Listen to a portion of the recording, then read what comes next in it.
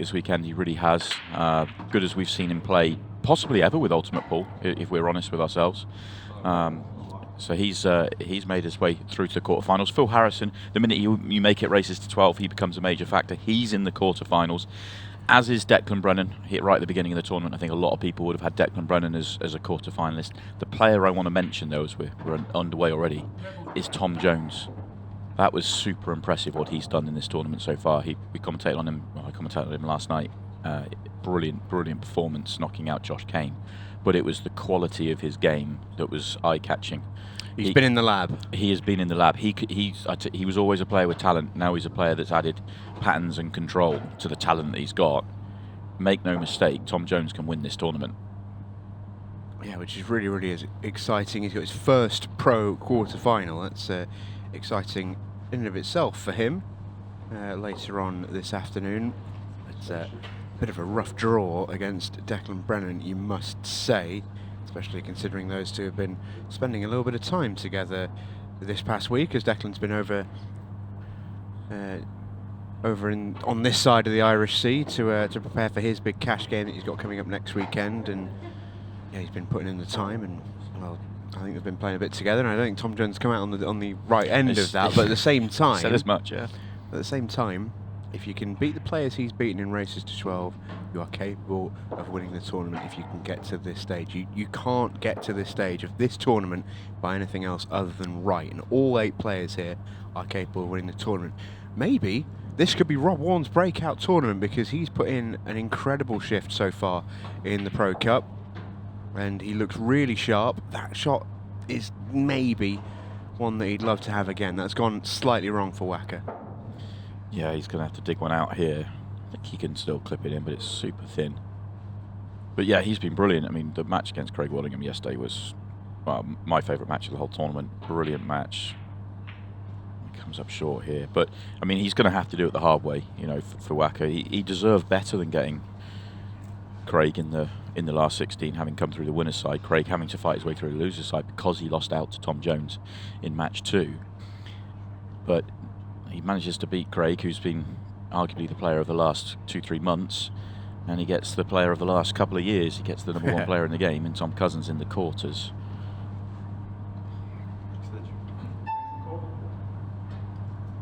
Tom's come through the tournament largely unscathed. I mentioned it a minute ago. Hit Patel, pushed him. Tom's got off to a fast start against everybody, and then by and large just kind of casually got over the line. Hitton had a little bit of a good comeback against him, had a chance to get it to 11-10 from a long way back, but Tom hasn't really been, you know, really pushed. He hasn't had to come from behind. He hasn't had to fight his way back. He's always been in front and held players off, and that isn't really a surprise. You know, you add, you know, a race to 12 in the mix with what Tom's done over the last 2 years, and he started this tournament quite rightly as a strong favourite. Stronger than he normally would on a race to 7. Yeah.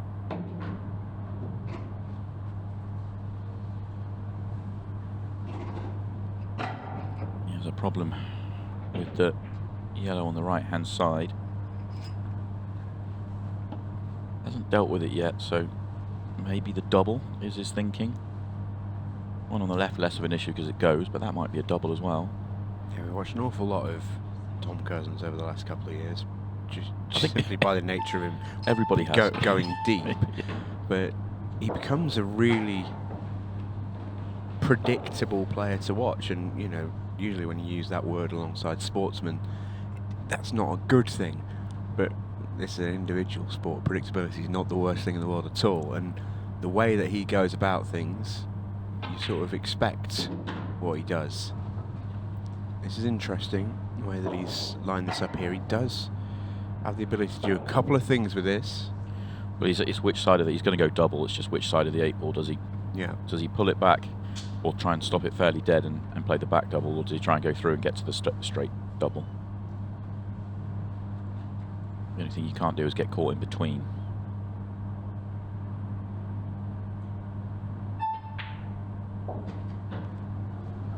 Yeah, lands that pretty well. It looks like he's gone a couple of rolls too far, but yeah, if anything. Yeah, but he might be able to. He can just straighten this up, I think. Play it a little bit firmer, a little bit of screw on it, just straighten it up.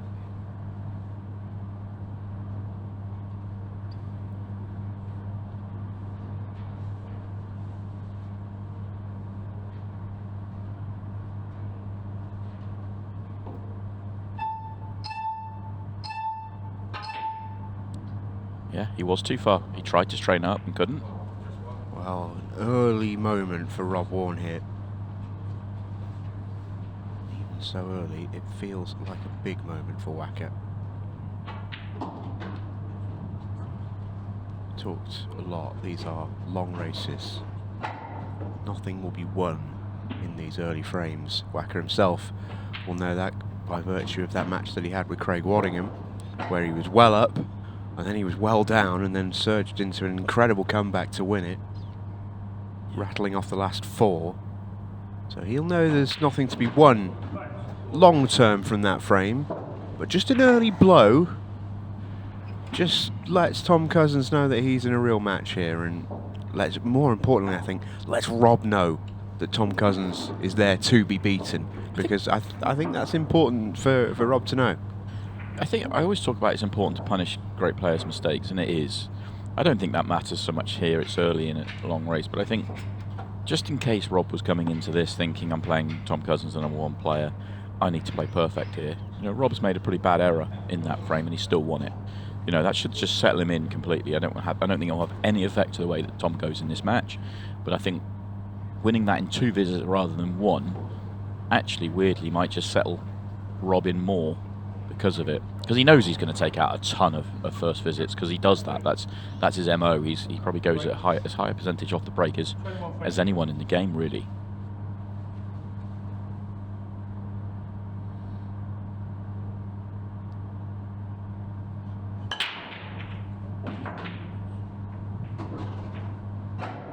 Yeah, that'll do.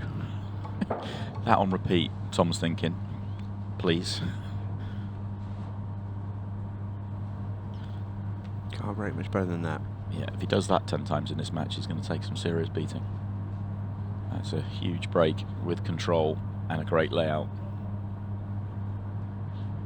Only thing, I don't think he can pot a red. If the red goes left centre, then reds are probably the set, but assuming he has to go yellows, then does the yellow right in the middle of the table have a pocket anywhere but top left? He'd love it to go right centre, and it might. It's not the end of the world if he has to get it top left, but might just help his pattern. But if that red went left centre, he'd have played it already.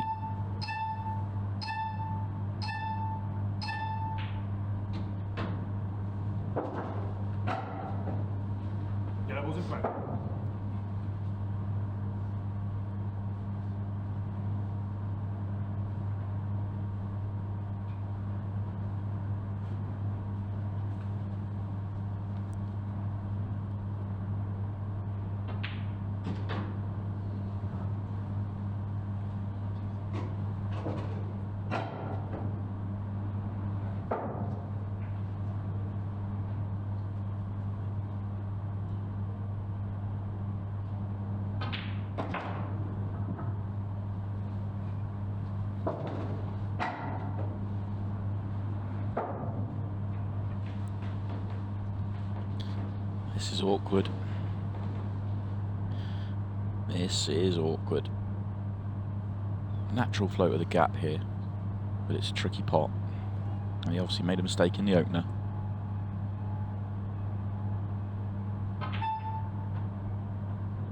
He's made a mistake here. Well, even the great Tom Cousins might be requiring just a bit of a setter out there. Fully expecting him to get that finish. Yeah, I think we all were. I think he was. Without question. I suspect Rob was as well.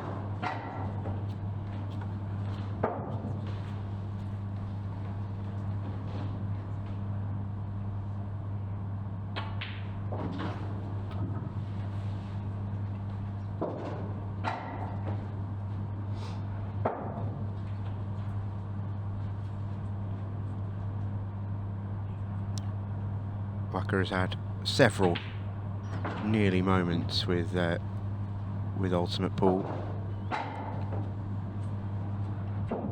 He has been on the brink of having that breakout win a few times. Into, I think, 2 finals. Yeah. And he wears his heart on his sleeve, and it's so he takes the losses. You know he takes them hard. So it's like having to sort of keep reclimbing the mountain and getting back up there after, you know, such highs and lows. All credit to him. I'm such a big fan of his game and the way he goes about it, and the fact that he's willing to, you know, to show us how much it means. It's brilliant. Completely agreed with all of the above. Rob with a good start, and he's, I think, brought a little bit of support down this morning as well, which is nice to see.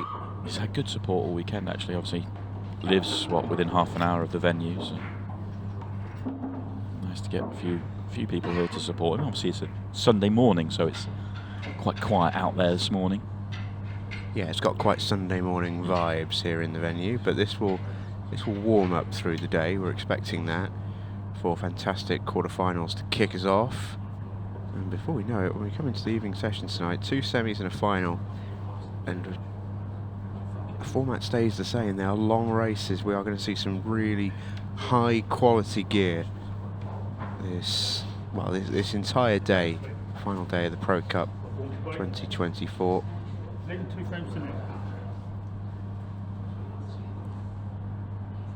Nearly 10 minutes used for those first 2 frames, which is notable. Oh dear.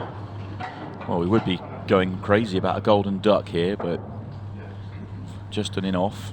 The 8 ball comes back up. Full teapot from Rob Wharne. Justified here. Yeah. Here he goes. He loves the teapot, does Rob.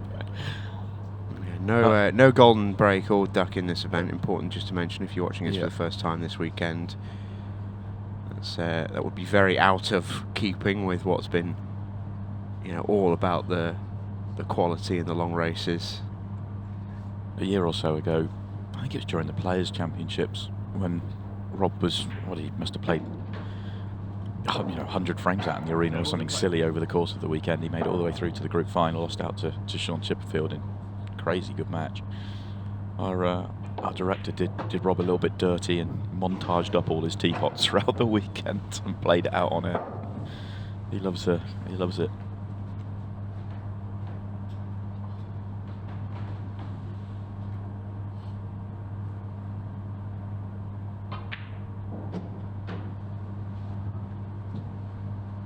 Got to get the transitional shot right here, just through the gap really. Could come, depends on the angle he gets, he might just pull back on and come on the sort of more wide open side, but that's the only shot that really go wrong here. Shouldn't be an issue for him.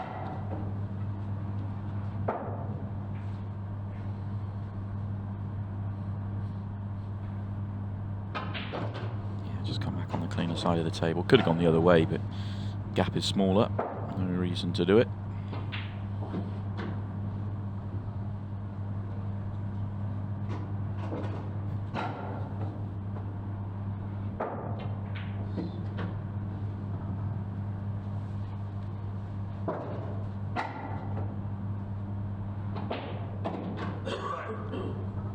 Tom's on the board. Yeah, that was a pretty rapid counter, a reverse clearance, wasn't it, from Tom Cousins? He did not hang about there. And those are the ones where when you break dry, as Rob did, when they're so rapidly cleared in response, it does leave you feeling a little bit sore. Yeah. Nice easy starter for Thomas. It certainly was. There was a great moment yesterday. I was interviewing, I was actually just waiting for the interview to start and chatting to Rob, and we were talking about pace of play, because Rob's one of the quickest players on the tour, and he was saying that he thinks that these long races are fantastic and we should do them more often. He was referencing his first round match against Cole Bedford, where he won, I think, 12-8 in an hour and 10 minutes, and he said it was only an hour and 10 minutes for 12-8. I mean, we should be playing this every week. That is the exception to the rule. Other people are not doing it in an hour and 10 minutes, trust me. That's mighty impressive. Yeah.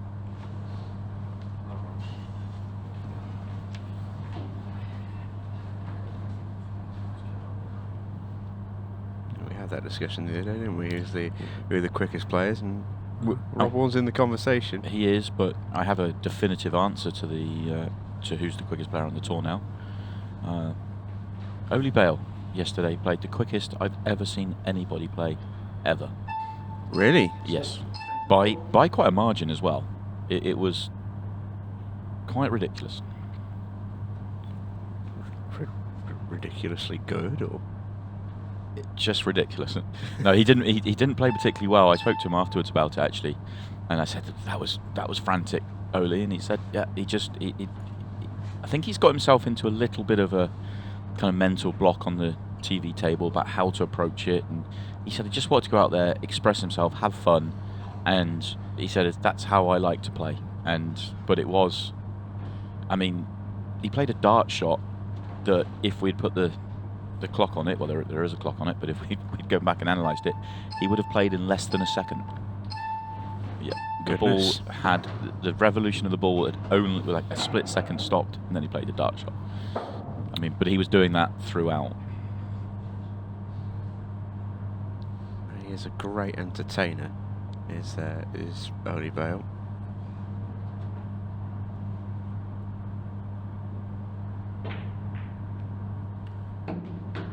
Clever little shot from Tom. Big break from Tom. Obviously comes up dry, but no future in this frame at all for either player. So it's going to come down to a tactical exchange, which is going to kill some of the clock.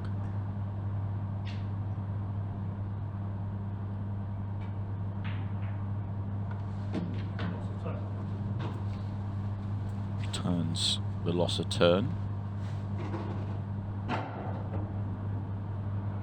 that yellow doesn't go at the top, then it doesn't really help Rob. Because you know Rob, he wants to push himself to a chance where he can go for. Rob will go for a lower percentage finish than Tom. Yeah, I think that's fairly safe to say. Yeah, so Rob's just trying to promote and work his balls into a position where he can take something on, where Tom may be looking to go the other way and try and ask Rob to come up with a really low percentage finish.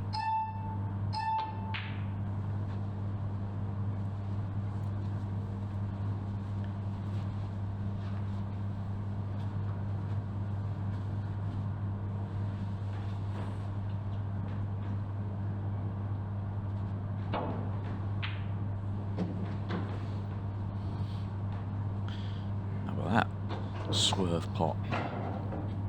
So another watch. We'll see this in full slow motion. Yeah, that's quality from Rob. He is a fabulous cueist. He's always sort of got that in his arsenal. He is, for me, one of the best single ball potters on the circuit. I think on this occasion he didn't really want to pot it. It's kind of gone in where he didn't want it to. Plays a good loss of turn though in response.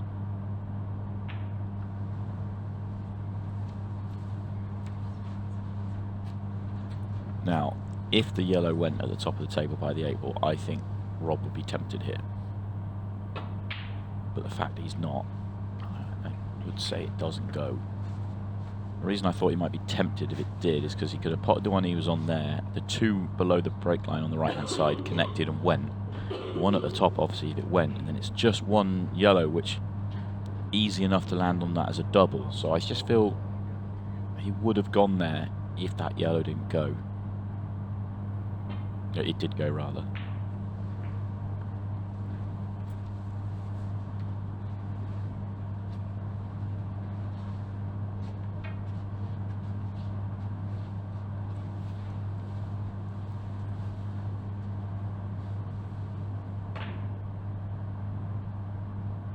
Cool, that was full-blooded, no doubt about that.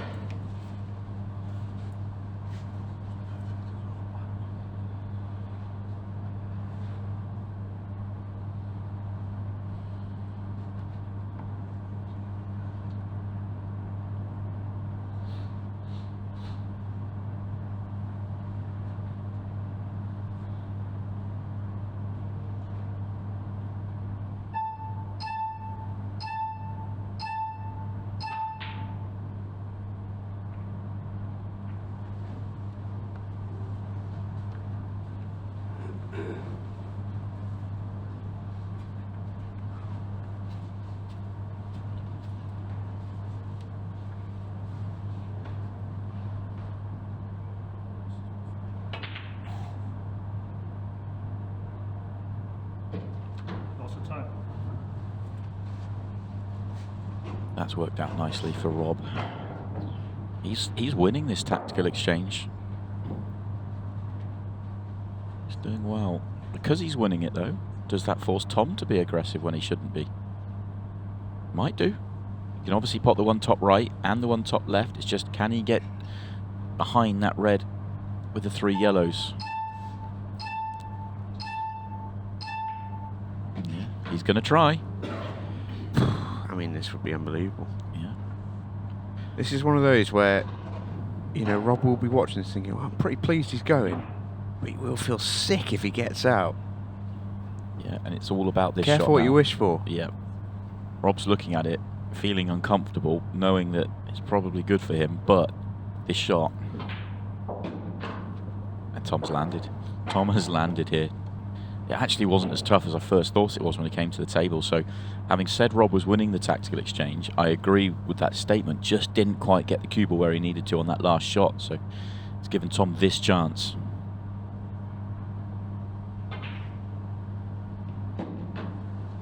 Yeah, and then it'll fly. Tom Cousins after giving a little bit of an opening, an early chink in the armour, quickly going to seal it back up. And flies the 8 ball for Desmond early on in this quarter-final. How good was that from Tom? I stand by my statement that Rob was winning that tactical exchange. Just left him too good an opportunity. It was just sort of, he was guaranteed to get the angle he needed to be able to play the shot he needed. Right? I'm all for it. He just needed to make it a little trickier and then force him to go. Anyway, we won't see too many frames like that with 2 guys that break as big as this. That will be a rarity.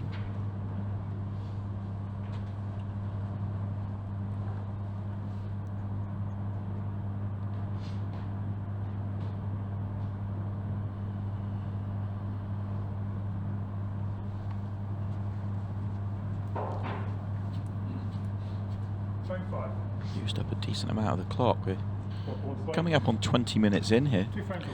Yeah, and that will happen when we've got sort of multiple, you know, each player's having a shot in each frame. That will just stretch the clock out. You know, we are going to see that.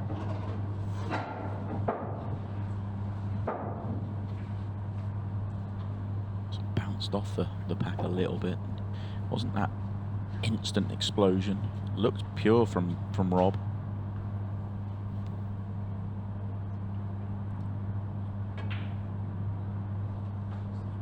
Oh, Rob, what are you doing? Those ones are the ones you don't expect to see missed. I mean, that may be the easiest ball I've ever seen Rob Wharne miss. Fortunately for him, it's gone safe. So, meaning we've got some decisions to make. But in truth, he's not that close. That's very strange. And that was actually a good chance for Rob. That red going safe makes it less so for Tom, which is why he's not wanting to take it on.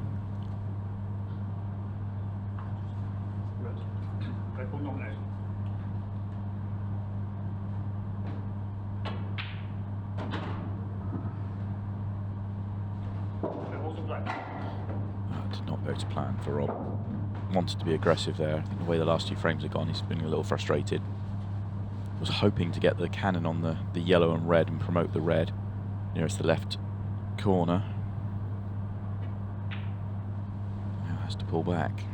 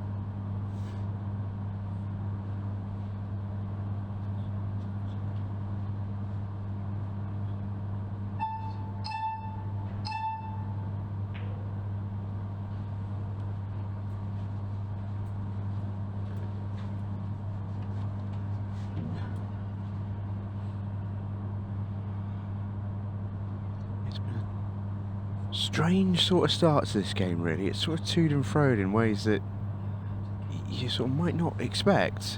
Yeah, I was expecting this to, I mean, hoping maybe, but I was also expecting this to be similar to the Craig Waddingham match yesterday that Rob had, where it really was two box office players just going toe to toe, and this one has been anything but. It's been cagey and tight.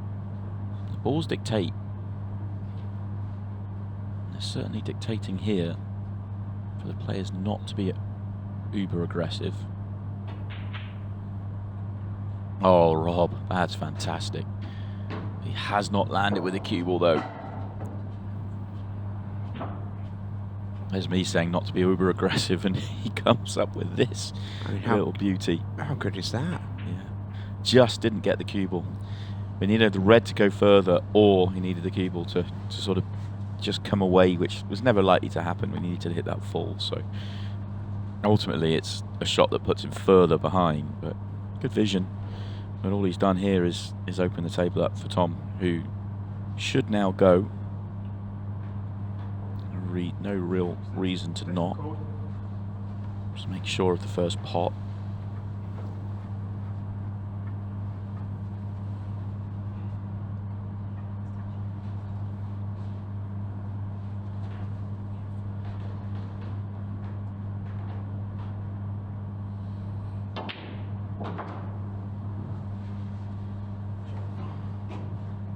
Now, should be a routine out from here.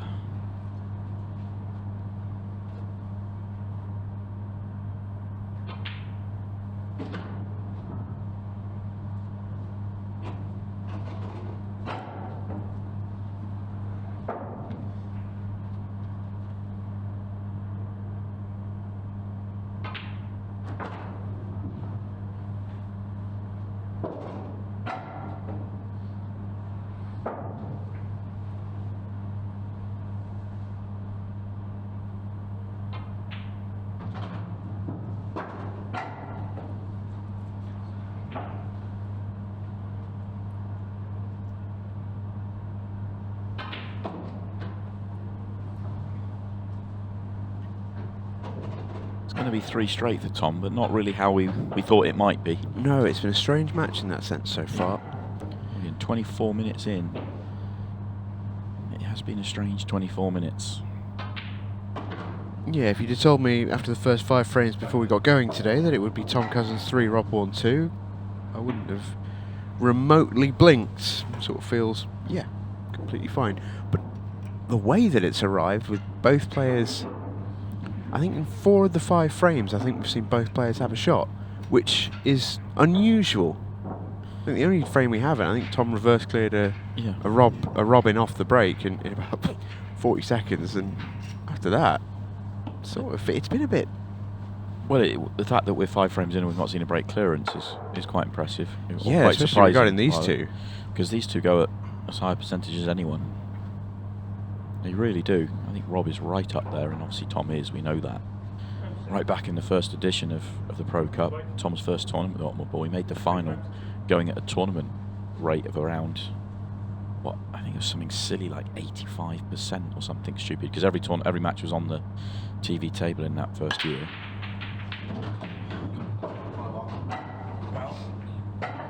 That might speed the frame up. This should be a very quick reverse clearance for Rob. Cue ball very unlucky here.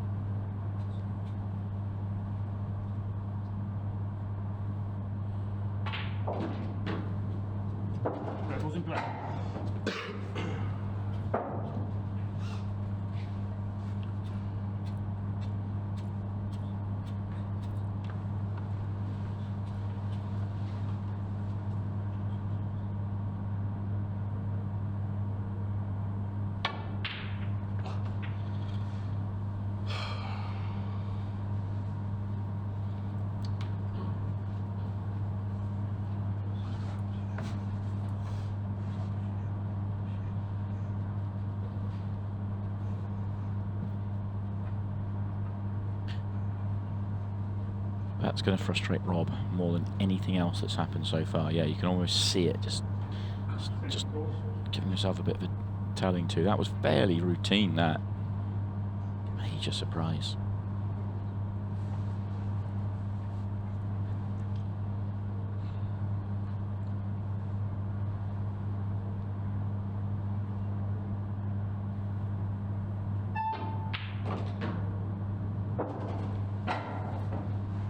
This may be a sign for Rob that he's a player.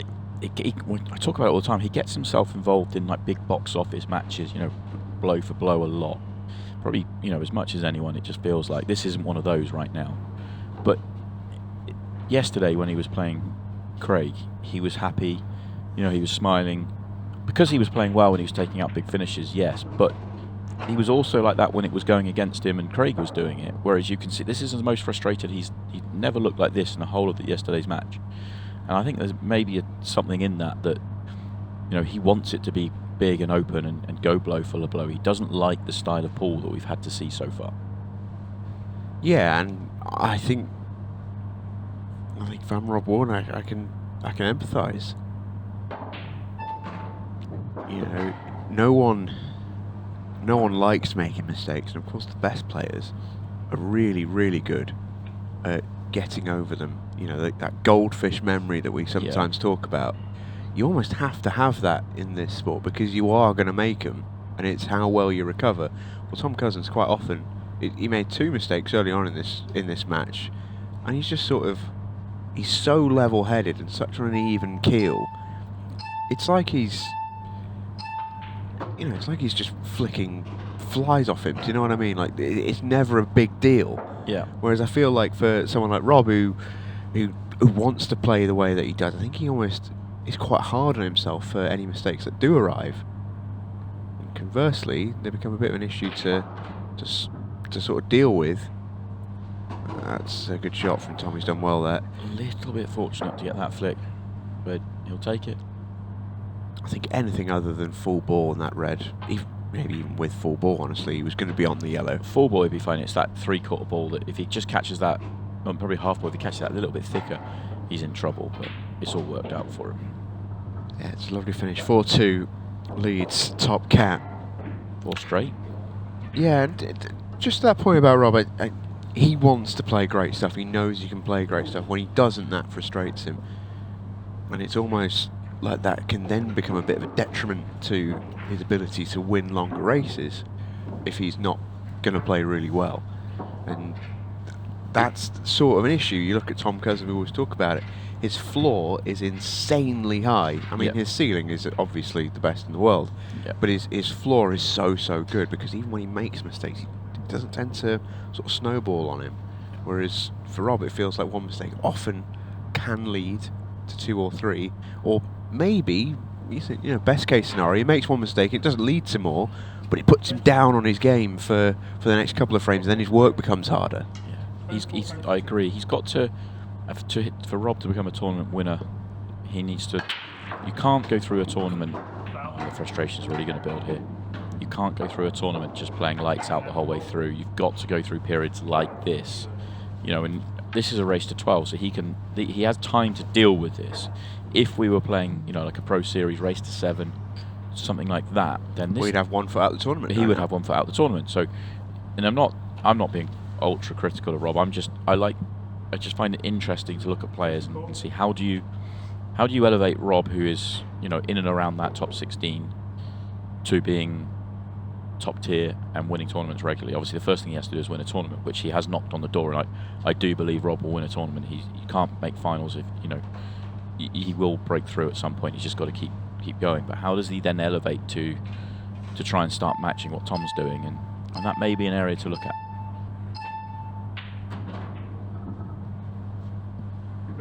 It's a great opening shot from Tom. He has got work to do here. I do just wonder if the reds on the right rail, they're not set as a plan, are they?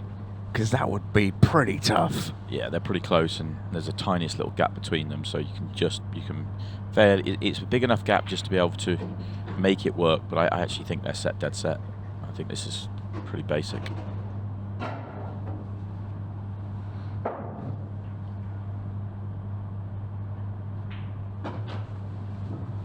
If they were off, then he might worry about the red getting behind the yellow, but there you go. It's just set to the jaw. If he plays this at a slow pace, just has to...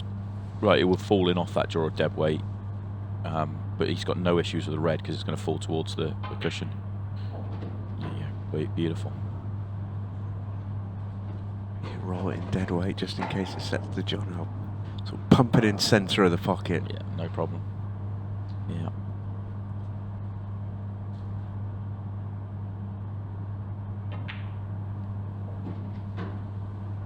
This is for 5 straight frames and a very frustrated Rob Wharne.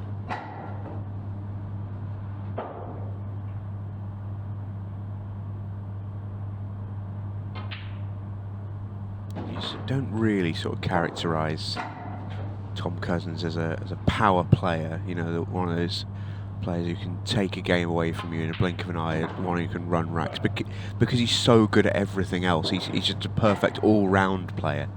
You know, you think of someone, I always think of Jordan Shepherd when it comes to that. He can just take the game away from you in 15 minutes and you just sort of left dazed thinking, what on earth happened? But Tom Cousins can do that as well. Yeah. He just does it in his own way. He can just relentlessly put you under pressure. He's actually an interesting mix of, if you kind of want to look at it that way, he's got a kind of touch and finesse like Shane Thompson around the table, but he also puts the power game in there as well. You know, someone like a Rob Wharne, when he's pumping them in and throwing the cue ball. He's got all that. He really is a brilliant all-round player. You just think he's got everything, but you'd want to be a great ball player. Yeah, and he's going to have to start sizing down the shirts even more at this rate.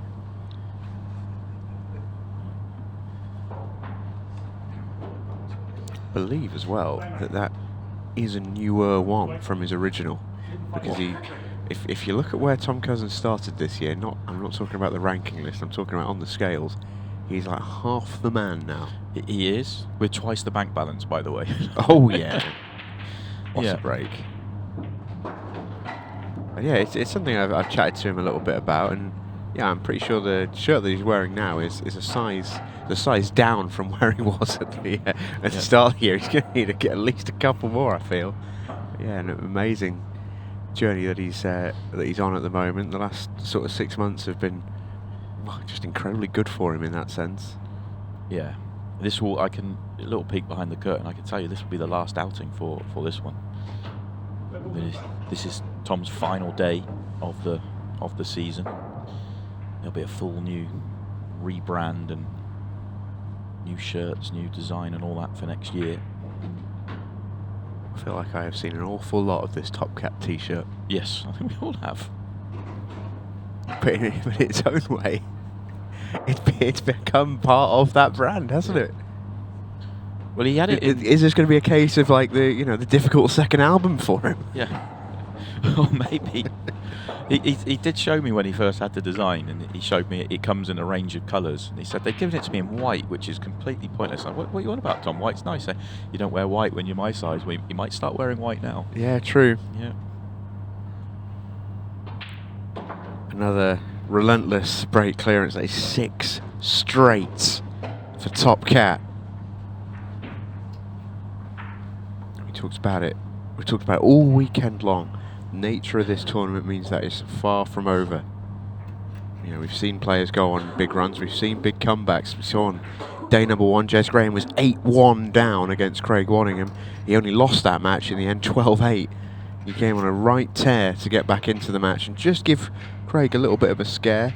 You just have to believe, if you're in Rob's chair, that the match is far from done, and you know, you're naturally going to have to pick it up, but there's nothing to say you can't do that. Josh Kane won from 6-0 down against Ian Alley. Cool. Deciding frame. He got himself a couple in front as well. I think he was 6-0 down, 10-8 up, and ended up winning it in a decider. How do you go from 6-0 to 10-2 as sort of back-to-back scorelines in But then reverse? it happened yesterday for Rob. You know, Rob, I think he lost the first couple, then he won 7 of the next 8 against Craig Waddingham. Oh, it's then it tough. swung round again. It's tough. Teapot time for Wacker. Gets the cue ball right this time. Still no friends out there.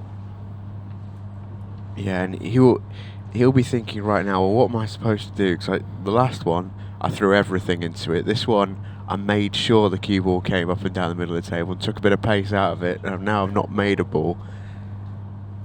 And this is a chance to go 7 straight for Tom Cousins.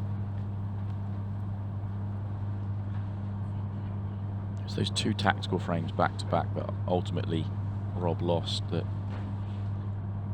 instead of being in front, he was 3-2 down, and then since then he's kind of sat and watched, and you can't help but look back at those 2 frames and think, what if?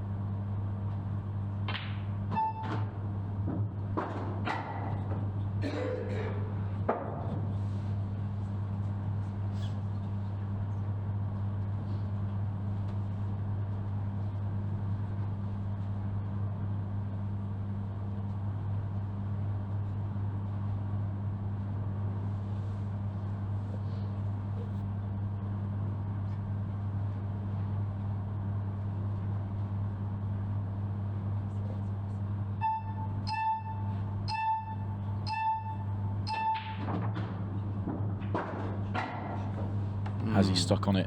Yeah, it's good news, bad news. You might have to go at the top of the table here. Look how invested Rob is as well. Rob was right there having a good look as well. And it's a lovely shot. Yeah, just stuck on it a little bit, so he's got to go up the table. It does change things. No, he's okay. He's okay. Just a touch, just a little trace, a little dinker. He's played it quite a bit, but how well has he played that? Yeah, very nice.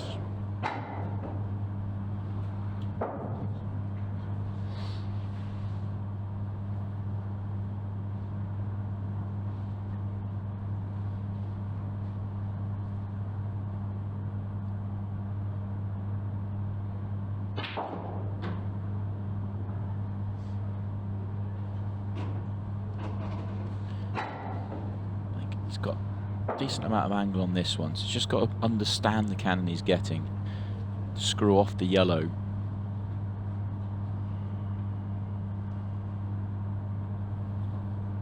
Wouldn't be the end of the world if he sort of sticks on it. He would still cut back. Just use the yellow. Yeah, very nice.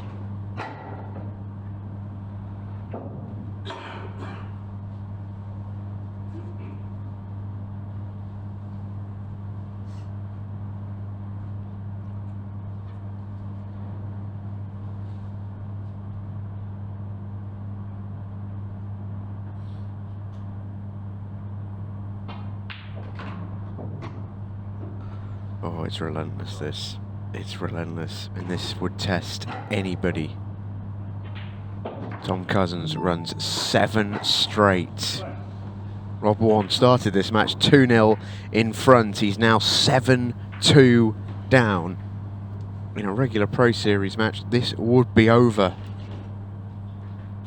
5-frame difference is a big lead. Make no mistake about it. It is not insurmountable, but it is just where the 2 players' heads lie that actually makes this a bigger challenge than simply the scoreboard pressure. Yeah, it's all going away, isn't it? Rob's his biggest issue in the whole tournament so far, his biggest crisis right now.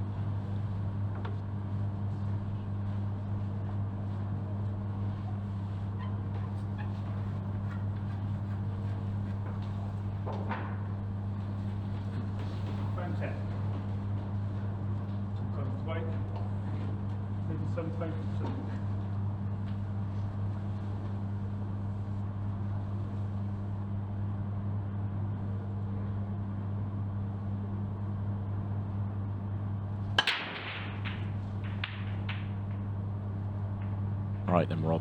Now's your time. You've lost 7 straight. Time to just get back on it. A glimmer.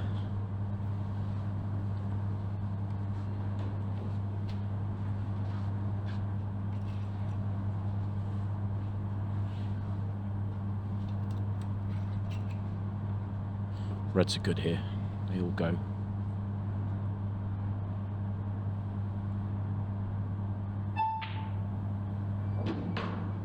Yes, hit the gap. That's nice. I mean, shot to really be careful. When you play the red top right, you've got to make sure you're not going into the yellows. So he just wants to get a good angle. He's got to be quite precise on the shot onto it. Ideally, he'd like to be just short or straight. I think there's enough room to do that, and then you can use the top cushion. Well, he's gone way past it.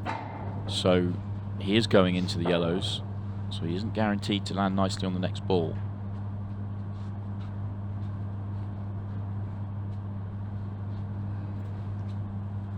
It looked like you could just, worst case scenario, stop on the straight. Oh, he's going to the middle first, so maybe looking to get back on a better angle on it.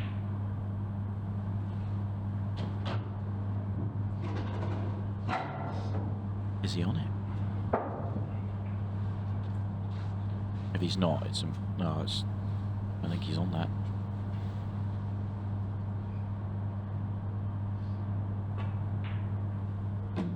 He was okay. A little bit surprised he didn't just play for that angle previously and just didn't get out on the one he played into the right centre and then come down. Maybe he felt the one into the right centre was in the way, stopping him from having that. Worked it all out well. That was essentially the key to the frame. Now it's just make sure and pot the balls.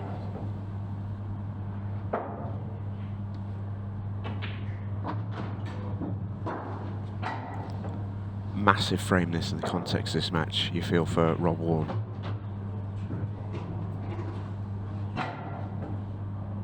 Just got the feeling that the next time he came to the table, he absolutely needed to run it. Not just for the scoreboard, but also for himself, to feel like he's still very much alive and kicking in this quarter-final.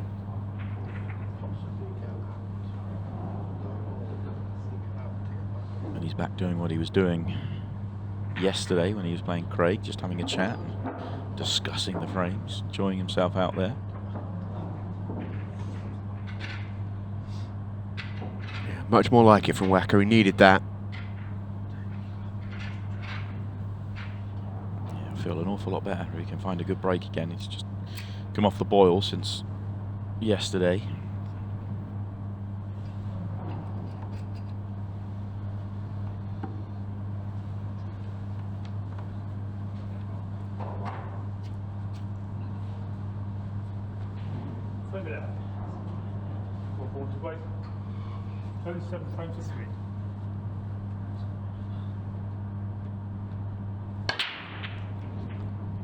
Oh, he's found the perfect break, but oh, he does get one.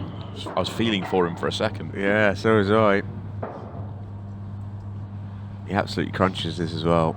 He'd have been very unlucky to be dry off this. Really, really good break. Deserved one. We started to get the teapot. He was ready to erupt, wasn't he? Yeah, yeah. Just, and then he caught it, and this should be 7-4. Rob knows that. Yeah, player Rob's level. This is meat and drink really for him.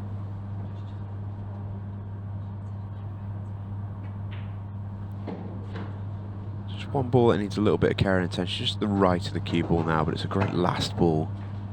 And it's great connections. If you can go left centre now, he might be a touch short. I was thinking he wants to go left centre, top left, the one, and then he wants to go right centre, straight in, and gets you perfect on that one. Doesn't want to move it. Yeah, that's not the bad. That isn't the bad shot for me. The bad shot was the one previously where he needed to not leave so much angle. Yeah, and he tried to hold for this one to the top left, couldn't do it. I think he might have tried to hit that red full in the face to hold. So now he's... The yellow, you mean? No, the red. I think he grazed the red. I think he was trying to hit that full in the face, actually, because he kind of lined it up. I don't think he wanted to originally, but I think he felt he had to hold. I see, got you. But now he has to hit a gap from awkward cueing and delicate shot. Yeah, it's a pretty sizable gap, though. I think as long as he's in the sort of the right half of the table, you'd hope he should be fine. He actually wants to leave more distance to this red. Anywhere near the balk line, right side of the table, and he's in business, really. If he's on it now, just get it out of the way and you got acres of room to play on the 8-ball. It's actually, Yeah. when you see it from that camera angle, you see the window is probably Yeah. not actually as big as I thought it was. Yeah, and he was kind of stuck on plan A, and then suddenly was like, hang on a minute, let me just get it out of the way, and this shot's easier. But he's got too narrow a line. He needs a bump. He had so much more room. That was a poor shot. That was a poor shot. But in all honesty, being ultra critical, Rob's too good a player to be in this situation on this layout. It was pretty much routine ABC, this one. Well, it'll have to be the kick shot, you'd imagine.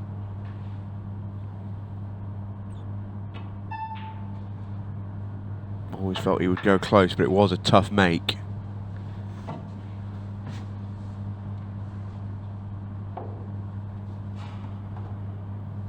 Fizzing. Yeah. Yeah. Very, very angry. Because he knows how good that chance was. And that was for back-to-back. That was to, just remind Tom that he's there. But, Tom counters here and they just trade blows over the, Tom's dealt with a dry break and a reverse clearance. He's still in complete control. So what did Rob need to do there that he didn't do on that final red to track a wider line down the table onto the 8-ball? Trace the right-hand side. Just trace the right-hand side, just track a better line. Looked like if he potted it thin, that would have also made him come down the wrong line. Assuming he made it centre pocket, just play it with a trace of right-hand side. Make sure.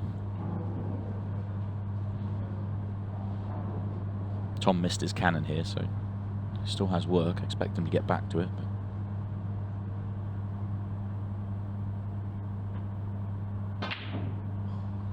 Oh.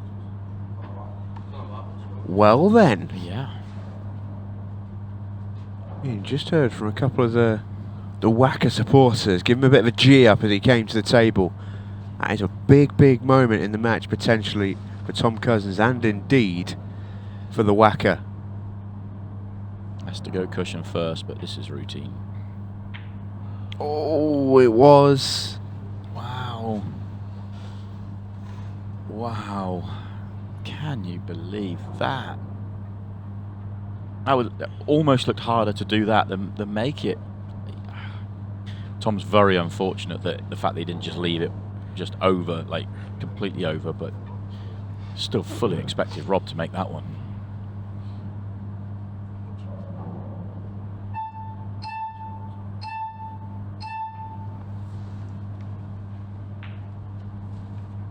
Tom wants cue ball in hand, potentially, to try and solve the conundrum that he's got. He didn't really have an easy pot there, so just make sure, not an easy route to the left side of this 8-ball as we look for Rob. He's left the gap he didn't want to leave, though. The yellow he played, he wanted to not leave this gap.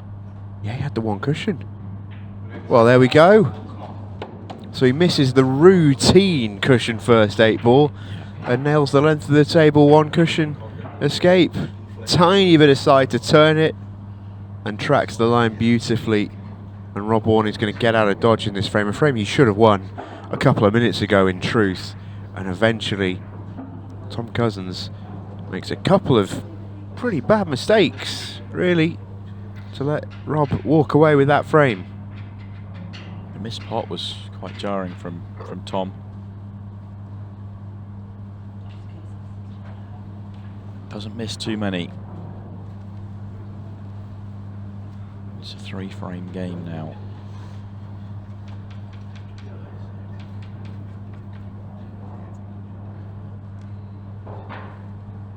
Wonder if he's regretting the call to play safe. Didn't really have a pot on that. I think the second time round he's got to play safe there. First time round, that's where he should have got out. In fact, he's not managed to play safe though. Does that suggest that it was maybe a harder shot, or was it just a poor shot that he played? What, the one? The one that he's obviously left Rob a simple line. Length of the table, dead weight. I mean, it's not. You can't really criticise the shot. On another day that ball stops quarter roll less, and he's got Rob in a world of trouble. It was just a high tariff shot he was playing. He was always going to get the snooker, but could he get it good enough to stop Rob having a pretty easy kick shot? It wasn't an easy kick shot. Let's not do Rob a disservice either. He had to play that with side and judge it. It was a lot harder than the one he missed the other way around. Well, yeah. guess my question is, if it's a high tariff safety shot there from Tom, was it a higher tariff than maybe playing a shot up to the top of the table to make a ball? Well, there is that argument. Yeah, there is that argument, and that's what people say. They don't play the players.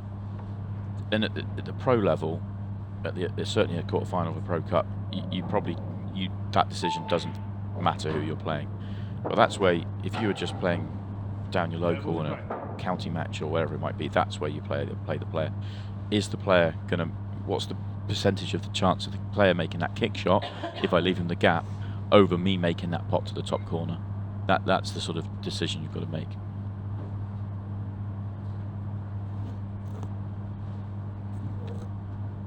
But at the elite pro level, Tom knew when he walked around and he saw the gap was there. You know, if he saw his head just drop a fraction, he knew that it was pretty likely he was going to lose the frame of it.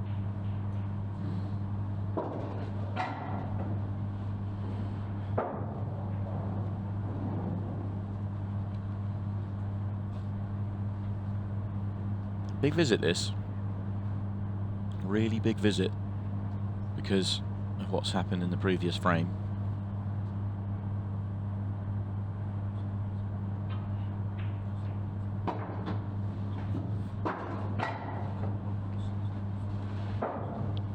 What's he doing with the 8 ball?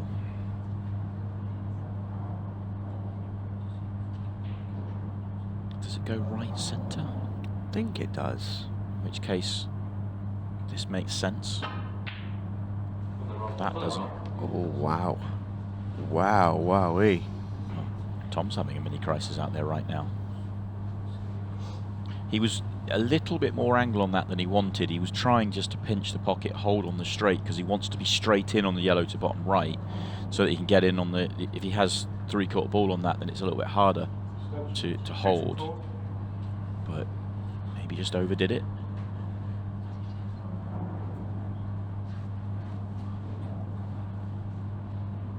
Not left Rob a particularly easy first shot. He used to judge the cue ball pretty well here, and yeah, in trying to hold it, has caught it thick.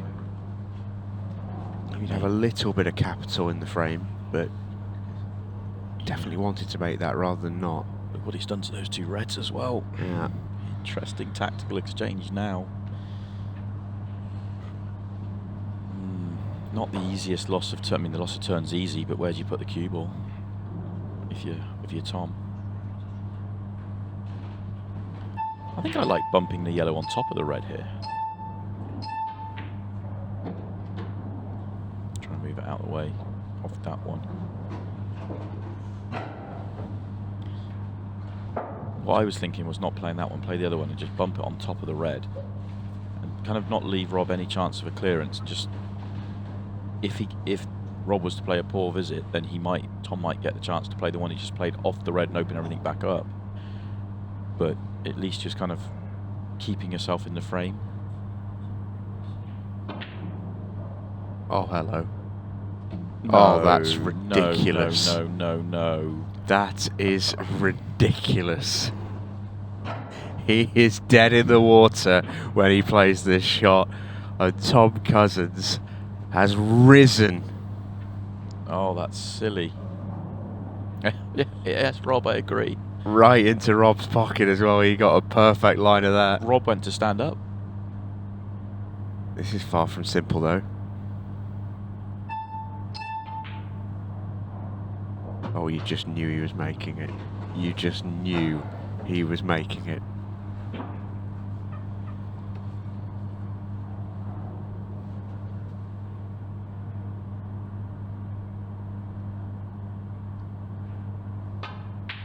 And you knew that was never missing. Tom Cousins stops the rot and goes 8-4 in front. And that could be a little bit of an early dagger in this match. He's made a couple of pretty jarring mistakes in the last 2 frames. And in that one, a frame he had ultimately in the end no right to win with those 3 balls left on the table. He has pulled out a bit of a miracle clearance, to be honest with you. Yeah, that's how you draw it up, isn't it? Just I mean, this is crazy. That's such an unbelievable shot. Yeah, but look at the cue ball as well. Like, I mean, I know he's gone a touch too far on the cue ball and then has to play this in the centre. Oh yeah, rubbish. because of the, but to get the cue ball there was a brilliant shot, avoiding the. It's just that was silly. Yeah, it's an unbelievable shot from Tom. Fantastic break from Rob. That can't be dry. It isn't. He's not on anything. No.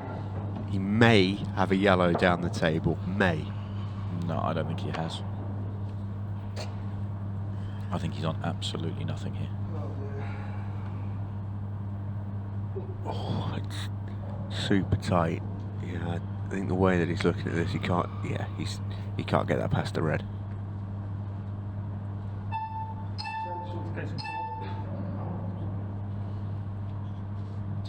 He's got to calm down here, is Rob. He's ticking. There's no doubt he's absolutely ticking out there. Frustrated with the way things are going, frustrating with it not being the free-flowing open game that he was looking for, frustrated with what Tom's just done, that break. He's only 4 behind. I know that sounds silly, but Tom still needs 4. You know, Rob is in this. He just needs to just calm himself, earn an opportunity in this frame and get going again. He won the last 4 against Craig Waddingham last night to win in the decider. You know, it can be done. Doesn't need to panic.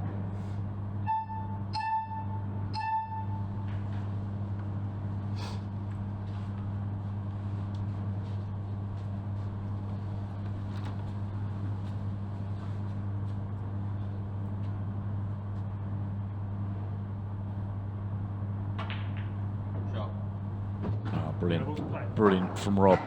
You knew he's going to go at anything the way he's feeling. So can he make this and get on the next ball? Because if he can, then the chance is very good. Not guaranteed to get on the next ball though. Well, in the end he was. He just accepted that he could just push that red out of the way and have the long one.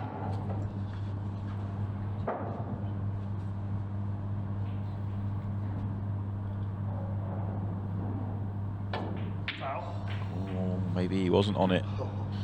Maybe he wasn't.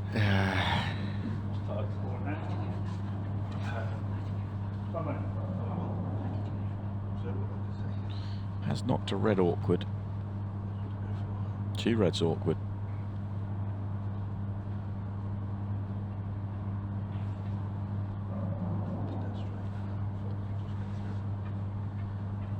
I think the red by the yellow he can play as a plant because he can use the cushion if it doesn't go direct.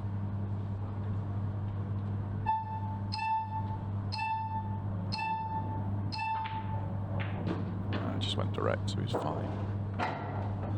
So it's all about the one by the 8 ball. Does it go bottom right? Must be tight because Tom's had 2 really good looks at it.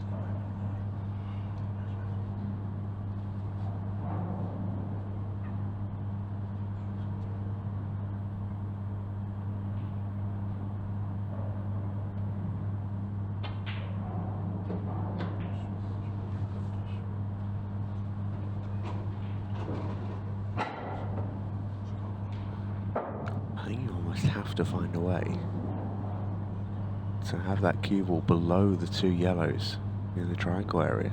I think because that's the only pocket it goes in. I think is the top right. I think he thinks it goes bottom right. But the reason I'm saying that is he had 2 really good looks at it, and he could, if it did go top right, he'd have pulled back further on his first shot to get onto it early.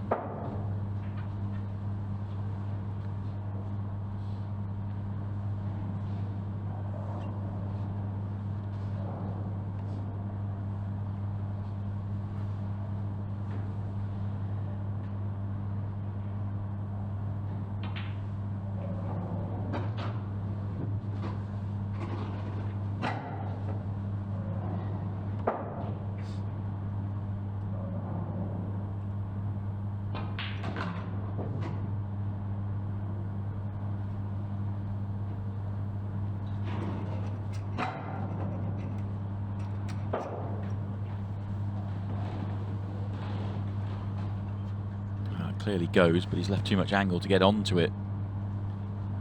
Might have to take it now or play underneath it. I think take it now is the one. Just stun across the left-hand side, leave loads of angle.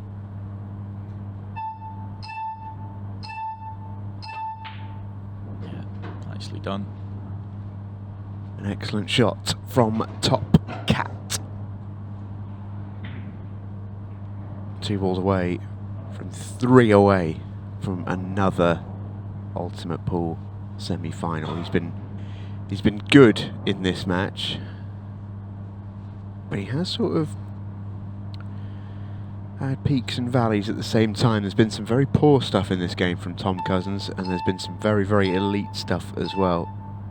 This is what we talk about when we say the floor of his game is so high, because he's about to go 9-4 in front. And we feel he's made maybe 3 or 4 pretty big mistakes by his standards.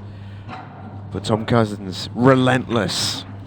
He is, and you mentioned the floor, and that's why you practice. There's so many people out there and they try and practice because they want to get better. You want to raise the floor, you want to cut out the mistakes. You want to make the game easier for yourself.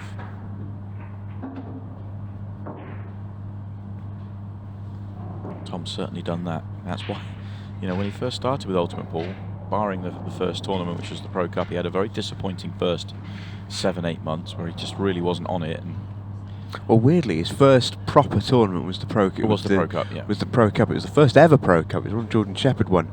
And it was such an astonishing performance. That still may be the best we've ever seen Tom Cousins play in a tournament in his very first ever one. And he ended up not winning it.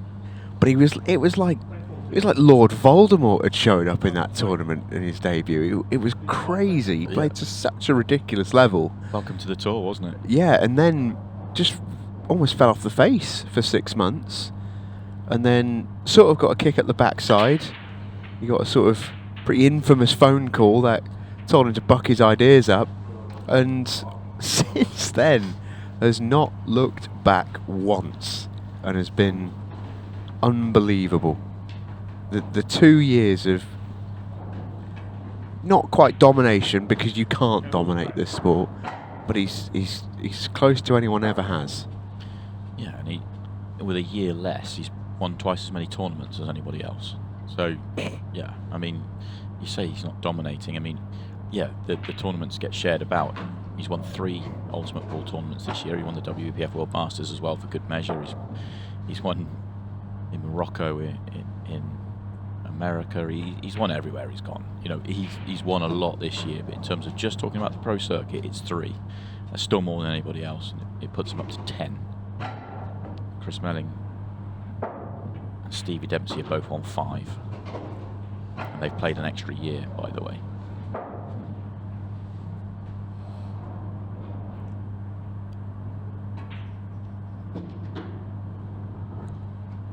Is Rob playing himself into trouble here? This yellow looks really awkward. It must go in the middle. There's no way he plays this pattern if it doesn't. His problem is, it was his last ball, and he's got too much angle on the yellow to bottom left to play onto it. So it's not going to be his last ball now. Yeah, it flew in, he's okay. This is one that just needs a bit of care and attention. Just a bit of care and attention. Yeah, that's alright, well played. He was nervous for a second. Yeah, it just looked like it was going to stick, didn't it? Had a good clearance from Rob Wharne. Stays in it, 9-5. I think the longer he can hold Tom Cousins on 9, the longer Rob feels like he's genuinely in this match. If Tom gets to 10, that feels like a pretty big marker in the game. Just 2 away then. Yeah, you've got to remind yourself, Tom still needs 3. And that's the thing, you know, so he doesn't have to play lights out. He doesn't need to have everything go his way. He just needs to start taking, you know, have a little burst of winning, you know, 2 or 3 on the trot, or taking 3 out of 4, you know, or 4 out of 5. Just try and eat into it. At the moment, if you trade blows, which is what's happened for the last 15 minutes or so, you're kind of not going anywhere. Yeah, and he must keep it short term. You know, next frame, next frame, next frame. Yeah. Because as soon as you start to think, I need to beat Tom Cousins 7-2, you're chasing. Yes. That's the thought that can't enter your head.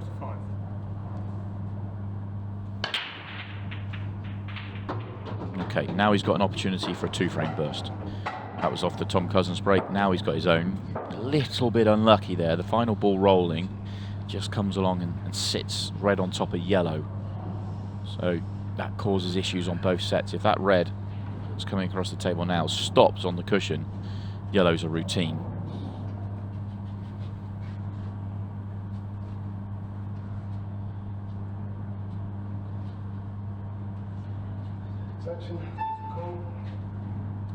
I think he's got to go reds.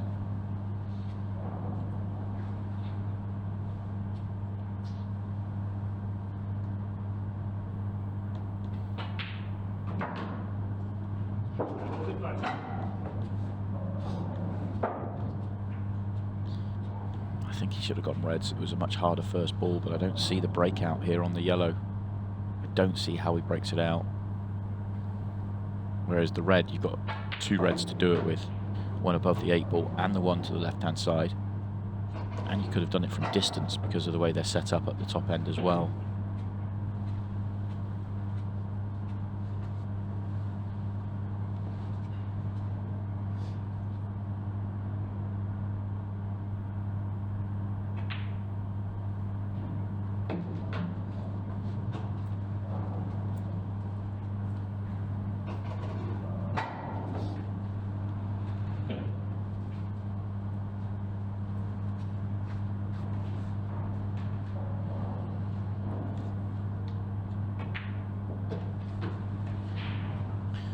Okay, so it just goes as a double. Wasn't sure that was on at the start. So yellow's become a good option if you like the double on here, which he does. Excellent shot.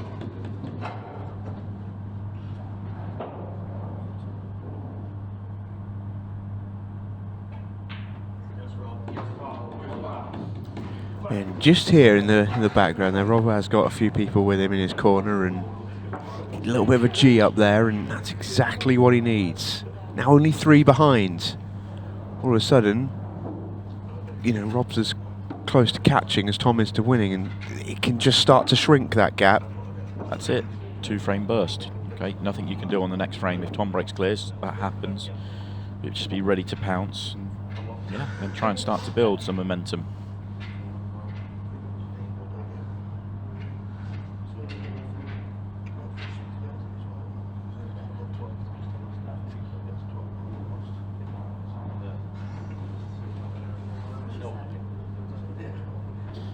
Seems a lot more relaxed now than he did when he was going through a bad spell 20 minutes, half an hour ago.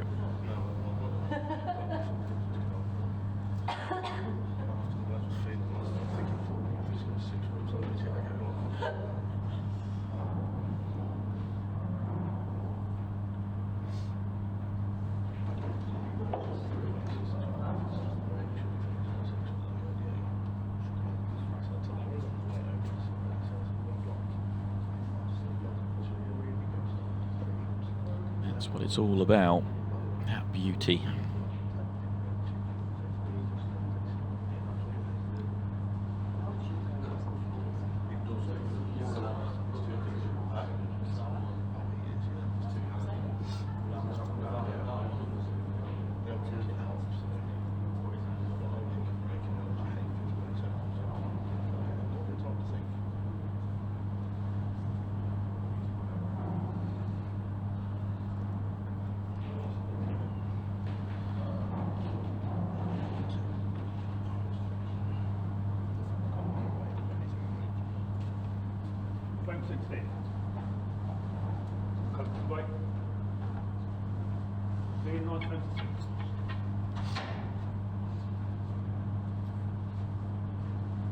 Top Cat back out on his paws to break in frame 16.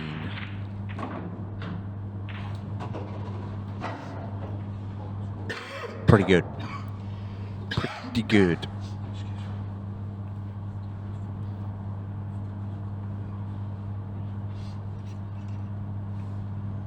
Just wondering if the red goes on the right hand side, top right. I think the one top left goes, so the only red that doesn't go potentially is that red nearest the top right. But reds are fiddly. I'd rather have yellows, and that's the red. Can you get to the potting angle? I think you probably can. Those are nicer apart from the one by that red. So that's the ball he's going to solve. It's always a ball to solve.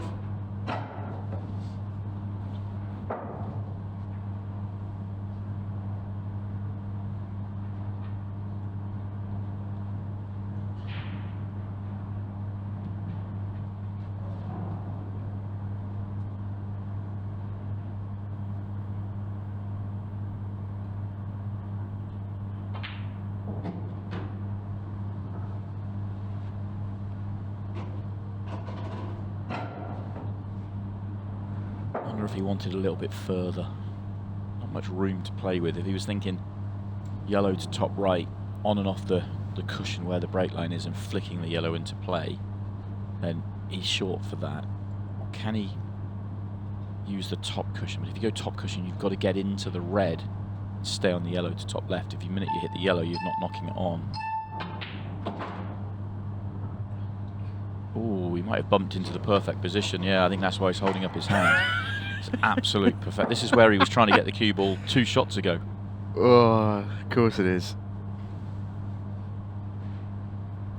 I think this is prime. Just top on and off and flip the yellow into play.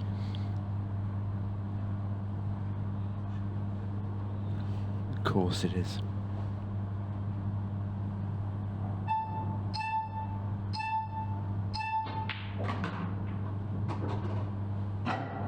Yeah.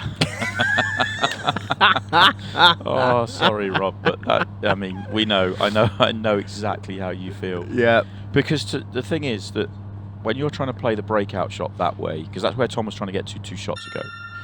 When you're trying to play it that way, the margin of error is so small that it's if you don't get there, then obviously you're going to have to come up with another plan. But to get there a shot later using a cannon and 2 jaws and land ball in hand perfect, it's a sickener. It really is. Yeah, that's tough. That is tough. Makes it worse that it's straight towards Rob's corner as well.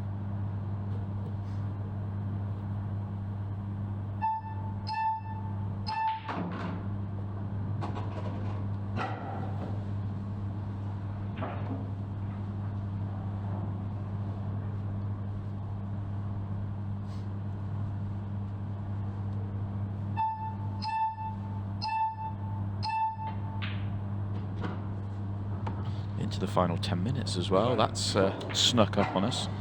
So 9 minutes to go, 15 seconds a shot. That just adds to Rob's problems here because he's fall back again.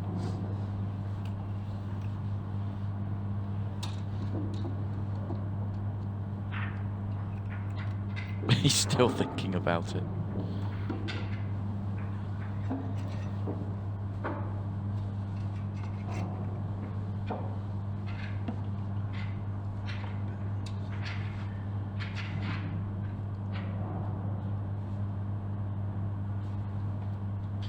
As I said, you know, when he had that 2-frame burst before, you can't do anything if Tom break clears. You've got to forget. Focus on your chances that come. If Tom keeps breaking clearing, you can't do anything. But you've got to take care of your own side of the table here. He needs a break clearance himself.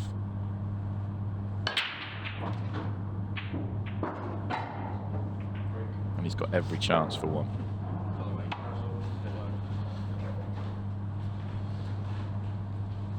Just awkward enough. These yellows go though. Yeah, excellent first shot. 8 ball, there is room. So just about making sure.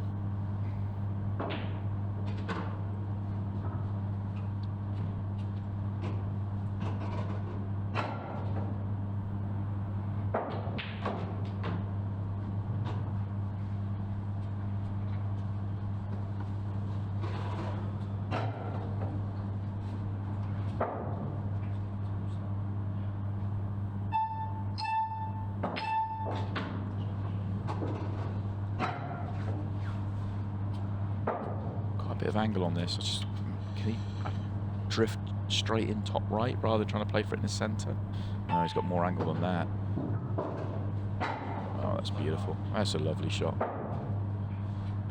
He's actually come a couple of rolls too far for perfection.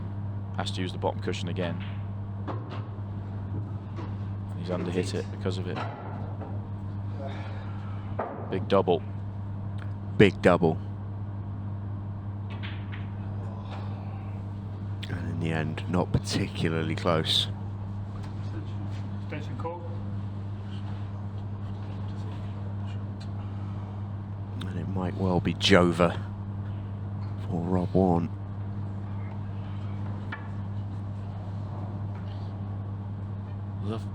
Love that Tom calls extension from his chair. It takes 15 seconds to stand up and get himself ready to walk to the table, rather than using it to think about anything. It's a little bit of a flex. It's just a man who's supremely confident.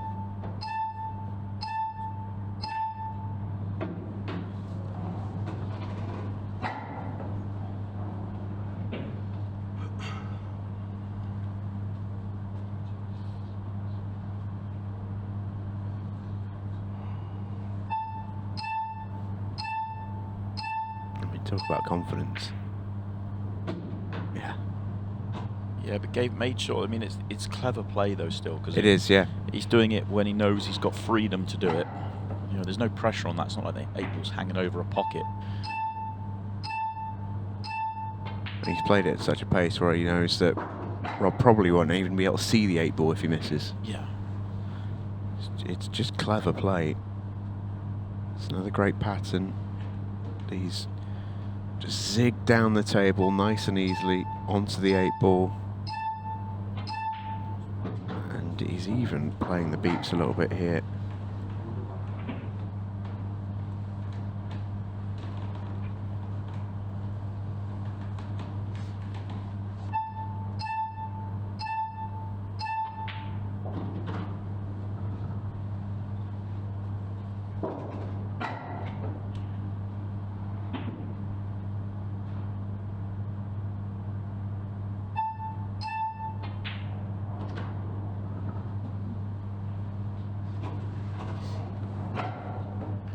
This is going to put him 5 in front, 1 away, with 5 minutes left on the clock.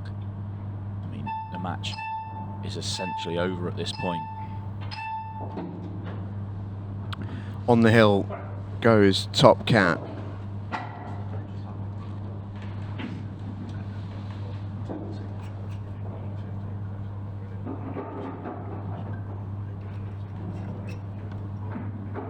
Another day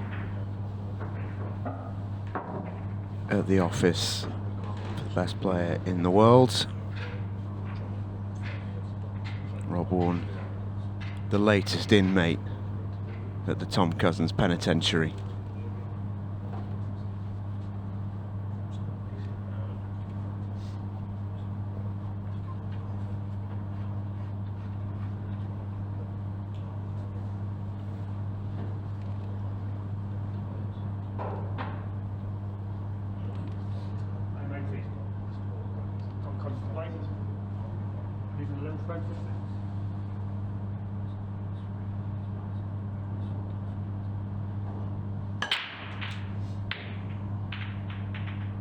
After starting this match 2-0 up, Rob has only won 4 of the next 15 frames. There's a run that no one can live with. Tom Cousins there smirking as he sat back in his chair, because I think Rob gave him a little bit of cheek. Tom Cousins breaks dry, and look where he's left him. Yeah. So Wacker gives it a bit of a hit and hope. Cue ball off the table. Cue ball in hand anywhere on the table for Tom Cousins to get this 1-1. I think Rob nearly conceded the match there, but then he caught himself and thought, no, I'll do the right thing. I get why Rob's frustrated. Obviously, it's such a major quarter-final, but there has been some things that have gone against him. You know, a few of his breaks have gone against him. You know, obviously a touch here and there. That one a couple of frames ago was obviously, you know, a big touch for Tom. But I think Rob could benefit from looking back at this match and just looking at those first 6, 7 frames, and just looking at those and go, could I have got more out of the opening of the match? And if Rob gets himself 4 4-1 up, something like that. You know, does it change? You know, he got himself behind when he had chances to be in front, and then things started to go wrong for him. So I think, you know, I'm not being critical. I'm just, you know, we've talked earlier on about what does Rob have to do to turn himself from a, you know, from a top 16 player to a, you know, somebody that we're looking at the beginning of the tournament as a potential major threat for it. Somebody that's going to go and run and win not just one of these, which he's still trying to do, but to win a bunch of them. I'll maintain, I still believe Rob will win. Yeah, I agree. Such a fabulous player. Tom played a brilliant shot to get up the table there. Absolutely flew the red in. It's a little bit awkward. Oh, he actually had space to get out. No, it wasn't. You know it.